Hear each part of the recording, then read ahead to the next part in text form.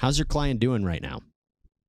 He's busy. He's struggling, trying to make sense out of what's happened to him in the last 13 months and kind of coming out of a fog.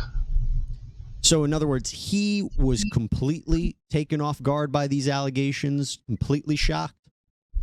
Absolutely shocked. Where was he when he found out about this? He was at work. And how did he find out? He found out on the news? Did someone call him? He got a call from Ruby. He got a call from Ruby Franke? Correct. You mean while after she was arrested? Before.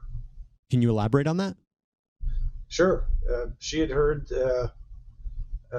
what was going on and knew they were coming for her and called him and said, "This is an emergency," even though she hadn't reached out to him for months and months and months before that. She reached out to him when it was an emergency, knowing she could rely on him to help his kids. So in other words, you're saying she knew the police were coming to arrest her. She calls Kevin to say, take care of the kids. How did she know the police were coming? Because again, the reporting indicates is that her son had escaped that house and called and went to a neighbor, and that's when the authorities were alerted. Do you know how she knew they were coming? I would never want to predict anything that she might know. Kevin doesn't know. He doesn't know. I don't know how she knew what was going down. All he knows is he got a text from her that said, "Emergency, need to speak with you." He was at work and text back and said, "I'm at work.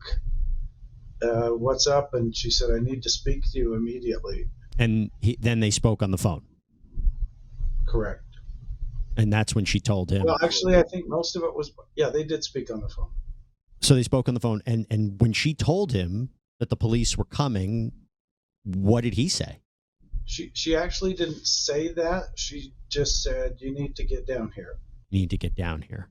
And what did he say about that? And he said, "Down where?" And when she told him that she was in Ivans, he responded and said, "What are you doing in Ivans?" And she then told him that the kids were down there. Some of the kids were down there and he needed to come down. And he said, "Well, how long have you been in Ivans?" He wasn't even told that she had taken the kids to Ivans. Let me unpack that a little bit. So first of all, their current status, were they separated? Correct. They were separated, I read, for 13 months. So they weren't living with each other. How much was he seeing the kids? Almost not at all. Actually, not at all. Why is that? Why is that? Because she told him it was better that they needed to work on their marriage and needed to keep their family together, but that everything was better off with him not in the home and not communicating with the children.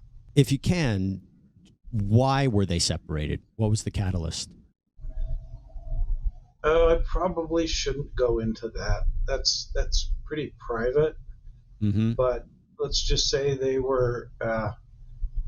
had a difference of opinion about their family. Parenting? I know you can't talk about it, but is it that kind of where we're going? Correct. Okay. So let me and their own personal dynamic. Okay. So he was living separate from her. Was he Correct. calling the kids? Because I think what a lot of people are looking at this and they're wondering, well, what did he know? So he might have been living separately from her for 13 months, but he wasn't calling the kids, checking in on the kids, seeing how they're doing. He's the father. I totally understand that. That was the big question on my mind and the big question on a lot of people. If you've read everything that's in the media, he's getting raked over the coals for that. But what people don't understand is that he was trying to preserve his marriage. He was taking direction from her. She's the one who asked him to leave the house and indicating that in order for him to be able to get back together with her and be a family, that she was requesting that he leave the home and that he not contact them or the children. Later told him that everything was blissful at home. It was so much better without him. Did he ever believe that the kids were in danger? Did he ever believe that Ruby might have been doing something to the kids? He had nothing to indicate that.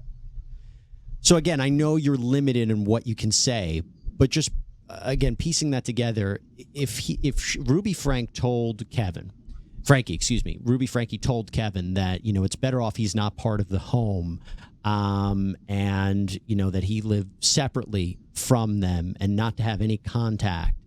He just took that as, okay, that sounds like a good idea. Or did she prevent him in any way from seeing the kids? Did he want to see them and talk to them and she told him no? Emotionally, she was controlling him because she knew how much he valued their marriage and valued their family. And it was his desire to be able to get back with the family and preserve his marriage. So he was taking direction from her, and her direction was, it's so much better off, and I think we can salvage our marriage if you just, for now, don't have communication with the kids, and I will communicate with you. I'll reach out to you when we need to have communication. And even though they had a difference of opinion, possibly about parenting, that never gave him a concern to, hey, you know what, maybe I should check in? Because if it seemed like it was a big enough issue for them to separate, it didn't seem like an issue for him to check in on. Kevin never had any reason to believe that his children were being abused. If he had even one inkling that his kids were being abused and that this separation wasn't for any other purpose than to figure out a way between he and Ruby to reunite their family, he would have been down there in 2 seconds. Do they he just currently had no idea? He had no idea. He had no idea that this was going on. No, physical abuse had never been a part of their family. But a lot of the dynamics between he and his wife changed after Jody Hildebrand partnered up with Ruby. Let's talk about that for a second. First of all, before I get into Jody, do Kevin, your client, and Ruby, have they been talking at all while she's in jail?